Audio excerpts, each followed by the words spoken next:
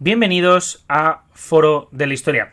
Hoy estamos aquí un día más, otro domingo más, a las 6 de la tarde, para, hablaros acerca de un tema que nos motiva bastante. Últimamente estamos hablando mucho de historia contemporánea. Principalmente porque los temas que estamos tratando, en mi caso, la cuestión del trabajo final del máster y sobre todo por las inquietudes que yo tengo, viran mucho al siglo XX español y a lo que viene siendo, la historia de España más reciente. Hoy venimos a hablar de un tema que no es tan reciente, sin embargo, sí que, tiene relación con ciertos temas que hemos tratado en el canal, como es el caso de la Guerra Civil española. En este caso tenemos la Primera Guerra Carlista, que fue otra guerra civil que hubo entre 1833 y 1840. Entre carlistas, que eran los españoles leales a Carlos María Isidro de Borbón, que estuvieron apoyados a su vez por el Imperio Austriaco, Rusia y Prusia, y los isabelinos, pues que apoyaron a Isabel II, que eran los españoles leales, por así decirlo, porque era la monarca, digamos que en ese momento intentó ser destronada por Carlos María Isidro, el hermano de Fernando VII, que fue apoyada por Reino Unido, Francia y Portugal.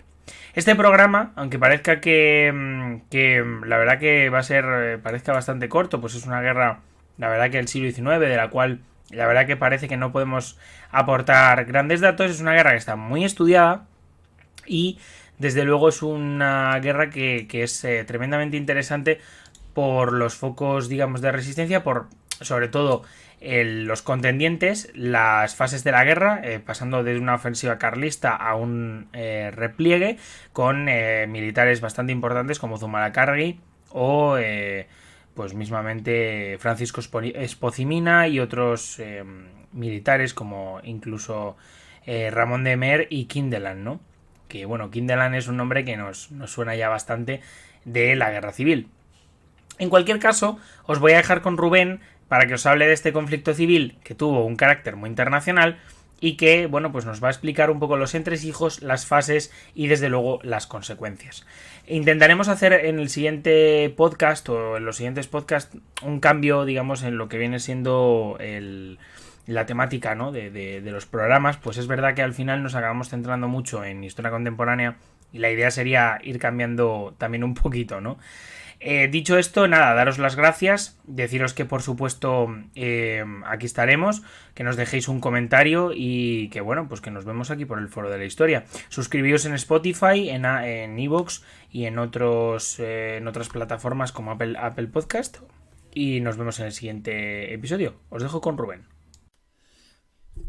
Muy buenas tardes a todos, muchas gracias Javi por la introducción.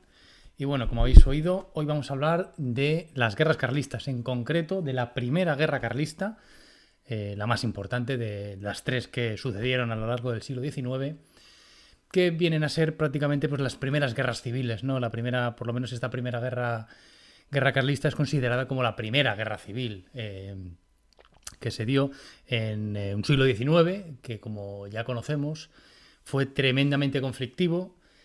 Desde el principio prácticamente hasta los últimos años, que se estabilizó un poco con la llegada al trono de Alfonso XII. Vamos a hablar un poco primero de qué son o cómo se conocen la razón de las guerras carlistas. Hubo tres conflictos carlistas, surgieron tras la muerte de Fernando VII, fue una lucha dinástica entre su hija Isabel y el hermano del rey, Carlos María Isidro. Ahora diremos un poco las razones que llevaron a este enfrentamiento. La primera guerra carlista comenzó prácticamente a la muerte de Fernando VII en 1833. Duró 7 años. La finalización de esta primera guerra carlista fue en 1840, aunque en 1839, que hablaremos bastante de ello, se dio el famoso abrazo de Vergara.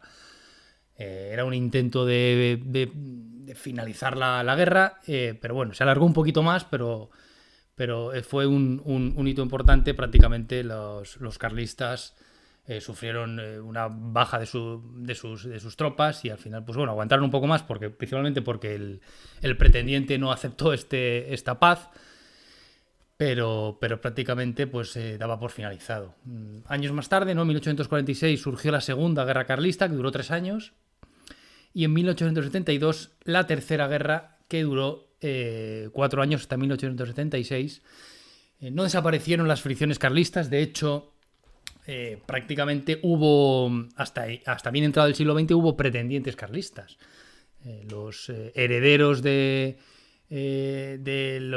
primer pretendiente, del hermano de Fernando VII, prácticamente se alargó hasta 1936, ¿no? Hasta Alfonso Carlos, que al morir sin descendientes, pues prácticamente ahí se acaban los pretendientes carlistas, con lo cual estamos hablando que duraron prácticamente un siglo sus reivindicaciones, aunque tenemos que considerar que fue esta primera guerra carlista la más importante, donde se dieron batallas más críticas y donde la fuerza carlista pues tuvo su momento, aunque fueron perdiendo fuerza a lo largo de estos 7 años, hasta pues prácticamente pues estar obligados a firmar lo que hemos comentado, ¿no? El abrazo de Vergara y el fin de la contienda. ¿Cómo surge el carlismo? ¿Cómo surge esta demanda de el pretendiente carlista? Pues Fernando VII no había tenido descendencia, aunque tuvo 4 mujeres, no había tenido descendencia, con lo cual, en caso de fallecimiento sin heredero, el trono debería recaer en su hermano, Carlos María Isidro. Pero claro, la necesidad que tenía Fernando VII de tener un heredero le llevó a este cuarto matrimonio con una sobrina, además, que tenía pues una familia que había sido había tenido muchos hijos, ¿no? Sus padres, etcétera, con lo cual, bueno, en principio era la ideal, ¿no? Era además, bueno, evidentemente era sobrina suya, María Cristina, con lo cual, bueno, era mucho más joven. Y bueno, pues finalmente en 1830 consiguió que la reina se quedara embarazada, ¿no? ¿Cuál era el problema? Pues que podía nacer una niña o podía nacer un niño. Si nacía niño no había problema, era el heredero y listo. Lo que ocurre es que si nacía niño, no, por la ley sálica que estaba establecida en España desde 1713. Estamos hablando de que la llegada del primer Borbón, de Felipe V, estableció la ley sálica, como hemos comentado, en 1713, que excluía a las mujeres del trono, tanto por vía directa como colateral. Es decir, no tenían ninguna opción de alcanzar el trono. Por ejemplo, en 1789, el padre de Fernando VII, Carlos IV, ya había tratado de eliminar esta ley sálica con la pragmática sanción. Lo que ocurre es que no fue publicada y por lo tanto no fue puesta en práctica. Llegado el reinado de Fernando VII, pues no se preocupó, me imagino que pensaría que iba a tener muchos hijos, tuvo muchas esposas desde luego, pero no nacía ningún varón, tampoco ninguna hija. Y bueno, en el momento en que la reina, como hemos comentado, se queda embarazada, pues tiene que hacer algo. ¿Qué es lo que hace? Pues aplicar la pragmática sanción que no había logrado publicar su padre Carlos, y esto sucede pues en 1830. ¿Cuál es el problema? Pues que no todos estaban de acuerdo en que una supuesta hija, porque había mucha parte de España de aquella época que pues no estaba muy de acuerdo con sobre todo la última época política de Fernando VII. Estamos hablando de Fernando VII, que se conoció como el deseado durante la época de la invasión francesa, pues luego pasó a ser considerado como un felón, porque realmente para muchos es incluso uno de los peores monarcas, si no el peor, que ha tenido este país, ¿no? Entonces, lo mismo ejercía presión con un absolutismo, como por ejemplo durante el trienio liberal, ¿no? Que una vez logró desbancar a los liberales gracias a la intervención internacional de los 100.000 hijos de San Luis. A finales de los años 20, dentro de la década ominosa que surgió después del trienio liberal, pues se acercó en muchas partes de este reinado a los liberales, con lo cual digamos que aquellos absolutistas o aquellas partes que le habían apoyado durante el trienio liberal y durante los primeros años, pues fueron, digamos, uniéndose a una serie de movimientos que van en contra de las políticas del rey. Evidentemente, durante estos tiempos surgieron bastantes conflictos, como por ejemplo la revuelta de los agraviados, o incluso la regencia de Urgel, ¿no? Surgida, esta fue en la época del trienio liberal, pero la revuelta de los agraviados, que sucedió en 1827, pues realmente, pues, sobre todo por la zona de Cataluña, pues apostaban por, o criticaban, mejor dicho, la connivencia que estaba teniendo el rey con los liberales, y eran favorables, evidentemente, pues tanto a un retorno de la Inquisición, por ejemplo, o a los parámetros absolutistas puros y duros, ¿no? Entonces, Carlos María Isidro, en todos estos agraviados, todos estos personas que no eran afines a Fernando VII, pues evidentemente se presentó como digamos, defensor de la religión, defensor de los valores absolutistas más puros, con lo cual, digamos que el carlismo surge evidentemente con la pretensión al trono de Carlos María Isidro, pero se basa en esas digamos, ideales que ya habían surgido muchos años atrás. También gran parte del campesinado estaba en contra de Fernando VII por una sencilla razón, ¿no? Por la burguesía liberal que estaba imperando en grandes partes de España, sobre todo en el norte. Entonces, bueno, pues se fue formando lo que podemos considerar por un partido apostólico, ¿no? Es decir, a favor de la religión, del absolutismo, contra las ideas liberales, que pretendían el mantenimiento de las diferencias fiscales, por ejemplo, en parte de la nobleza o de los hidalgos que tantos se daban en el norte de España, relacionado también con las reclutas del ejército, incluso con parte del foralismo, aunque bueno, eso ha sido siempre muy sobredimensionado por el nacionalismo y por a finales del siglo XIX sobre todo, ¿no? Y por todos estos temas. Bueno, pues digamos que Carlos María Isidro aúna todos estos disidentes, o sea, razones dinásticas, sus razones dinásticas con las razones ideológicas para oponerse a la heredera, que nace en 1830, al 10 de octubre, y automáticamente pues es la heredera oficial, ¿no? al trono de España. Por ejemplo, en 1832, antes de la muerte del rey, Fernando VII enferma de manera crítica. De hecho, pensaban todos que iba a fallecer. Estamos hablando que en esta época la hija Isabel tenía 2 años, es decir, era un bebé.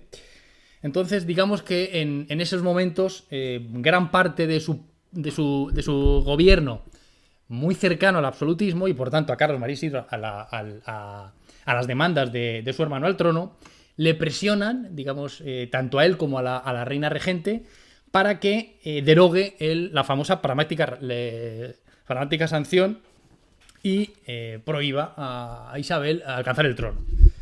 Realmente, incluso hay algunos embajadores extranjeros que también apoyaban esta derogación, ¿no? Parece ser que presionan mucho a la reina y esta a su vez convence al rey. La situación que debía ser era bastante crítica porque el rey acepta, anula la pragmática sanción, pero casi de manera milagrosa se recupera, y lo primero que hace el monarca al recuperarse de lo que parecía que iba a fallecer, bueno, pues es anular este decreto que eliminaba la pragmática sanción. Y bueno, incluso provoca cambios de gobierno. Evidentemente, todos aquellos que le habían presionado pues salen del gobierno, algunos tienen que salir de España incluso, ¿no? Llega al gobierno Cea Bermúdez, que era más de tendencias menos absolutistas y más liberales. Y digamos que en este momento es cuando se separan o aparecen las diferencias más notables entre liberales y realistas, ¿no? Entonces, en este momento ya está claro, ¿no? Que el trono va a recaer en Isabel. Entonces los realistas más cercanos al carlismo o a Carlos María Isidro pues se movilizan por su lado, y los liberales también, con lo cual está todo preparado pues para las circunstancias que, como ya os he comentado, llegarán prácticamente a la muerte de Fernando VII, pues sin esperar mucho más, que enseguida, pues prácticamente al mes ya estaban movilizados los ejércitos carlistas. ¿Qué es lo que ocurre? Pues que el 29 de septiembre de 1833 es cuando fallece el monarca. Fallece Fernando VII y inmediatamente prácticamente el 1 de octubre Isabel es nombrada como reina de España, como Isabel II. Con lo cual, bueno, ya evidentemente los carlistas, Carlos María Isidro ya había movilizado, ya había comenzado a movilizar a sus partidarios y prácticamente en noviembre, es decir, un mes después de la muerte del monarca, prácticamente Zumalacárregui, que es el primer gran nombre carlista de los generales carlistas, pues ya tenía movilizado algunas partidas en el norte de España, con lo cual se puede considerar ya el inicio oficial de la guerra civil, de la primera guerra carlista, como hemos comentado. La más importante, de la cual se pueden diferenciar 4 etapas diferentes. Y bueno, la primera etapa evidentemente es la más legendaria, porque finaliza precisamente con la muerte de Zumalacárregui.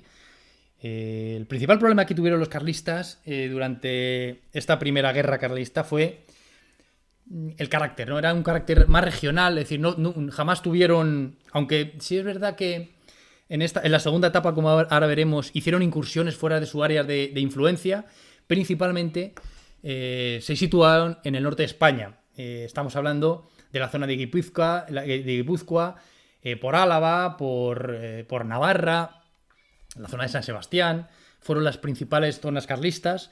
La zona alta de Cataluña, pero también zonas de Aragón, de Galicia, de Asturias, del Maestrazgo, que es una zona cerca de Castellón o de Teruel. Principalmente fueron estas las zonas. Lo que ocurre es que el problema principal es que no dominaron ninguna de las grandes ciudades. Es decir, dominaban grandes zonas de Guipúzcoa, pero no Bilbao.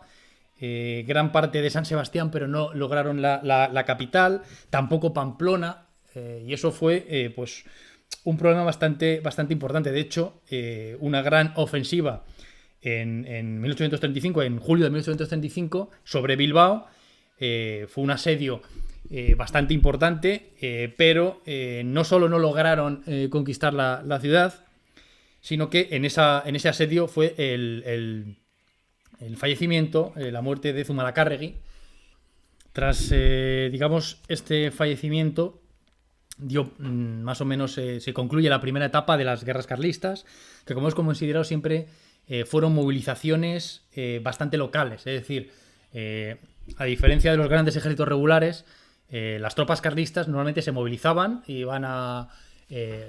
combatían cerca de su zona, o dentro de sus zonas o dentro de sus localidades, se desmovilizaban sin ningún problema, volvían a sus localidades para lo que fuera, para seguir con su vida, y en un tiempo volvían a ser movilizadas. La verdad es que las tropas carlistas tenían una fe ciega en Zumalacárregui, pero tenían ese hándicap, ¿no? Eran principalmente locales. En la segunda etapa, donde ya Espartero se pone enseguida al frente de los ejércitos realistas o isabelinos, más o menos dura un par de años la segunda etapa, ¿no? Más o menos desde verano de 1835, que es cuando se produce el asedio a Bilbao, hasta octubre de 1837, en el momento que los carlistas incluso llegan a cerca de la capital, llegan cerca de Madrid con un contingente importante, pero no se produce ninguna batalla grande. De hecho, regresan a Navarra, como ahora contaremos, ¿no? En el ejército realista, como hemos comentado, pues es Espartero desde más o menos 1835, cuando se pone al frente. Espartero, que será un personaje muy importante a lo largo del siglo, que efectuará la segunda regencia durante la minoría de edad de Isabel. La primera será por parte de su madre, y que estará al frente del gobierno del país durante épocas, y bueno, pues realmente es una de las personas más importantes durante esta primera guerra carlista, que recibirá numerosos títulos por sus logros en batalla. Y bueno, pues en esta segunda etapa lo que consiguen los ejércitos carlistas no es expandirse un poco fuera de su zona de influencia. Aquí aparecen, por ejemplo, generales como Cabrera, como Gómez, como Elío, e incluso llegan a controlar ciudades como Valladolid y Segovia, aunque por muy poquito tiempo, porque no tenían los medios para poder establecerse de manera segura, ¿no? en estos lugares, ¿no? Como yo he comentado, llegan incluso a las puertas de Madrid, ¿no? Con un ejército pues, bastante potente, ¿no? Hablan de pues, unos 14.000, un contingente de unos 14.000 soldados aproximadamente, y la idea fundamental era presionar para que hubiera un enlace entre Isabel, que todavía no se había casado, con el hijo de Carlos María Isidro. Carlos Luis, la idea era pues unirlos en matrimonio y de esta forma pues se pondría el fin a las guerras carlistas. Digamos que el pretendiente por un lado y la hija de Fernando VII por otro, se solucionaría el problema. Lo que ocurre es que, bueno, la regente no... En este caso, la madre de Isabel, ¿no? María Cristina, no hizo mucho caso a este ofrecimiento, y los pocos contactos que hubo para que se realizara el enlace, pues bueno, tampoco convencieron a los carlistas, ¿no? Porque lo que se podía ofrecer era más que un reinado como tal, de dos reyes, sino era más bien que el carlista fuera casi un rey consorte, con lo cual, bueno, eso no lo aceptaba, evidentemente. Al fin y al cabo, los carlistas se creían en el derecho legal al trono, con lo cual, bueno, finalmente se retiraron a Navarra y bueno, pues se ponía fin a esta segunda etapa, ¿no? Con este inicio, o con este intento de enlace. Y bueno, la tercera etapa, que fue la que finalizó precisamente con el abrazo de Vergara, prácticamente se puede considerar que era el Ebro una frontera natural entre las dos zonas, ¿no? De la zona carlista y la zona isabelina. Pero durante esta época, en la tercera etapa, ya comienzan las divisiones en el bando carlista. La separación entre, digamos, el partido apostólico, que era más intransigente, que era más afín al absolutismo puro, pero surgen ideas moderadas, no liberales, pero moderadas, pues que veían que los liberales estaban cogiendo demasiado poder en el gobierno y pensaban que podían hacer un poco de contrapeso contra las nuevas ideas liberales. Con lo cual, bueno, esta división carlista, pues al final fue un problema, fue su perdición, realmente. Existieron movimientos para una búsqueda de la paz, ¿no? Incluso apoyadas por países como Inglaterra o Francia, que inicialmente fracasaron, pero bueno, en el momento en que el general Guergué, que era del lado más intransigente o más apostólico del partido, el partido apostólico, ¿no? Más cercano al absolutismo, fue sustituido por el general Maroto, que era un moderado. Y es cuando llegamos al famoso abrazo de Vergara, ¿no? Es decir, la verdad es que ambas partes estaban cansadas de la guerra. Las victorias recientes habían sido isabelinas, con lo cual la presión fundamental en el lado carlista para buscar un acuerdo de paz era más crítico, ¿no?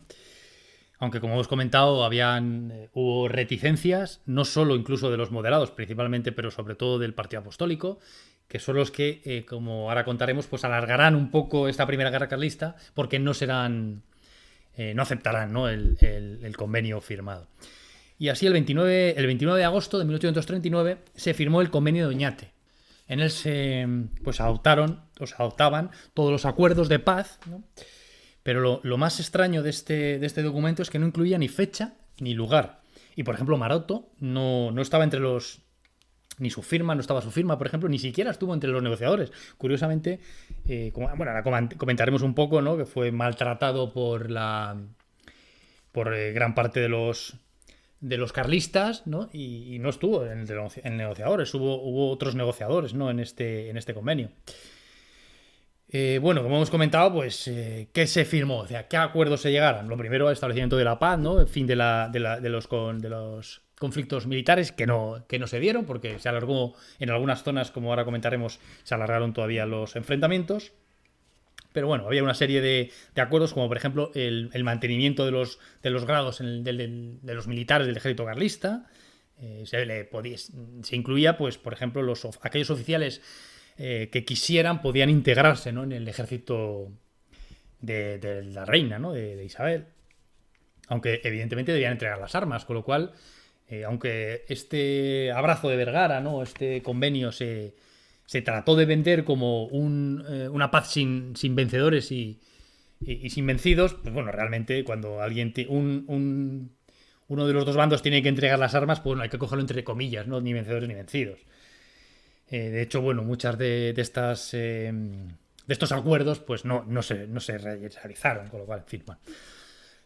Otra de las opciones que también estaban incluidas era la atención a las viudas y a los huérfanos del bando carlista, ¿no?, que se había cometido durante la guerra. La devolución de los prisioneros por ambos bandos, bueno, eso es más o menos algo normal, ¿no?, cuando se logra un acuerdo de paz. También se habló de mantener los fueros vasco y navarro, uno de los puntos, aunque siempre se ha hablado mucho, ¿no?, de la habitual paz y fueros, ¿no?, que estos convenios, el Lazo de Vergara, era la proclama de paz y fueros. Realmente la paz sí, pero los fueros fueron, como ya hemos comentado antes, ¿no?, fueron sobredimensionados, ¿no?, el tema de los fueros sobre todo a finales del siglo XIX, con el romanticismo y con todas las secuencias nacionalistas, ¿no?, que aprovecharon este tipo de cosas, más que nada porque la gente no luchaba por los fueros. Eso, bueno, aún se nos vende ese tipo de historias, pero no es real. Es decir, la gente no sabía lo que eran los fueros. La gente luchaba por su zona, los campesinos por sus derechos, es decir, podían luchar por muchas cosas, pero luego la mayoría de la gente no sabía ni lo que eran los fueros, ¿no? Pero bueno, en fin, sobre todo realmente sí estaban plasmados, ¿no? El mantenimiento de los fueros sí que estaban marcados en el convenio, ¿no? Pero como ya hemos comentado, pues bueno, no había prácticamente, no estaba firmado por Maroto ni fechas ni lugares, con lo cual a los 2 días, el convenio de Oñate fue el 29 de agosto, pues el día del 31 se tuvo que firmar una ratificación de este convenio. Ya fue en Vergara.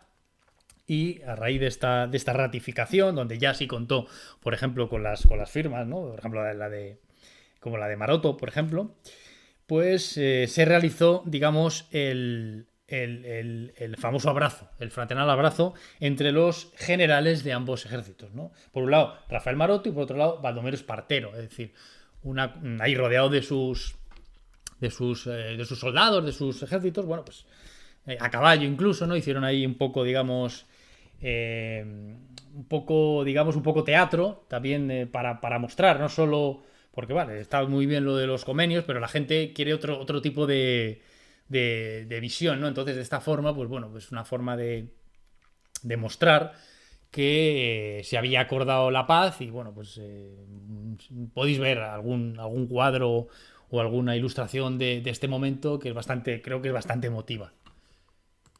Lo que ocurre es que, bueno, como hemos comentado, pues no todos estaban de acuerdo con esta paz. Y bueno, por ejemplo, el pretendiente carlista, Carlos María Isidro, no asumió tal convenio ni la paz, y mantuvieron el conflicto civil. Lo que ocurre es que, bueno, la diferencia de fuerza ya era notable, ¿no? En el momento en que gran parte del ejército se desmoviliza, sobre todo sus partes más moderadas, pues bueno, todavía mantuvieron algunos focos en Cataluña, en Aragón, ¿no?, al frente del general Cabrera. Lo que ocurre es que, bueno, más o menos se puede considerar que se alargó aproximadamente un año, ¿no? Como hemos comentado, este acuerdo se firmó en agosto del 39 y más o menos se alargaron el conflicto hasta julio de 1840, es decir, más o menos un año más.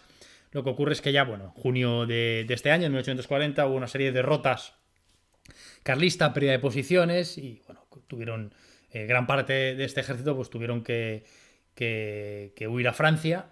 Y prácticamente en julio de 1840 pues se daba por finalizada tanto la etapa como la primera guerra carlista, con el pretendiente Carlos, que también, bueno, había traspasado la frontera con Francia. Y bueno, se ponía fin, como ya os comentado, a esta primera guerra carlista, aunque permaneció. Las demandas carlistas no finalizaron aquí. Y bueno, pues como ya hemos comentado, hubo 2 guerras carlistas más. a lo largo del siglo, ¿no? Una de las cosas más curiosas que sucedieron de este famoso abrazo de Vergara, de este inicio de la paz, que no fue tal, pero bueno, fue el tratamiento que le dieron a ambos personajes, ¿no? Lo mismo que Baldomero Espartero recibió numerosos títulos de su reina. Estamos hablando que, por ejemplo, se le otorgó el condado de Luchana tras la batalla de Luchana en 1836. En 1839 el duque de la Victoria, el ducado de la Victoria, e incluso en 1872, muchos años después, con la llegada de Amadeo I de Saboya, se le otorgó el Principado de Vergara, príncipe de Vergara, es decir, con el tratamiento de alteza. Con lo cual, digamos que fue ensalzado notablemente en el bando isabelino, y todo lo contrario le sucedió al otro personaje, a otro protagonista de este abrazo, ¿no? Rafael Maroto fue tratado de traidor por gran parte de los carlistas, sobre todo de los carlistas radicales, y eso, curiosamente, él no había tenido... De hecho, se comenta incluso que no estaba a favor de la mayoría, incluso de firmar la paz, o de gran parte de estos... del convenio firmado, ¿no? Fueron los jefes, al parecer, como él mismo indicó, habían sido los jefes de las divisiones de Vizcaya y Guipúzcoa los que le habían dado el visto bueno a la paz, y no él, ¿no? Pero bueno, él fue considerado, y ha sido considerado, y sigue siendo considerado, aún se ven en ciertos sectores del nacionalismo, ¿no? Que ven el carlismo prácticamente en su ideal, como traidor, ¿no? En fin, bueno, eso ya es otra historia, ¿no? Pero en fin. Si hablando de títulos también, ¿no? Zumalacárregui se le otorgó el ducado de la Victoria también. Había durante un tiempo hubo dos ducados de la Victoria, o dos duques de la Victoria, cada uno en su zona, ¿no? En este caso fue a título póstumo, ¿no? En Carlos María Isidro, en 1836, ya tras el fallecimiento de Zumalacárregui, bueno, pues se le otorgó el duque de la Victoria, con lo cual, en fin, que fue rehabilitado en 1954, fue rehabilitado por Franco. Se le cambió el nombre, se le pasó a llamar Duque de la Victoria de Amézcoas, pero no sé, es una curiosidad más, ¿no? de este conflicto. Y bueno, una vez finalizada esta primera guerra carlista, en 1845 Carlos María Isidro, que fallecería 10 años después, pero en 1845 abdicó. ¿Por qué abdicó? Por esto, Carlos María Isidro, el hermano de Fernando VII, el primer aspirante al trono, el primer carlista, digamos, bueno, pues se intituló como Carlos V.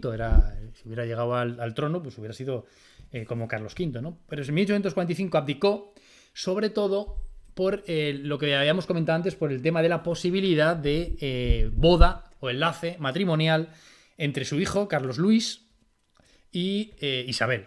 Lo que ocurre es que, bueno, en el momento en que Isabel se casa con el enlace con Francisco de Asís, pues bueno, todo esto ya un poco se pierde la posibilidad, y bueno, pues continuaron evidentemente los conflictos. Ya con Carlos Luis se inicia la Segunda Guerra Carlista en 1846, a raíz del manifiesto de Mantemolín. Mantemolín era un título que tenía Carlos Luis, era conde de Mantemolín.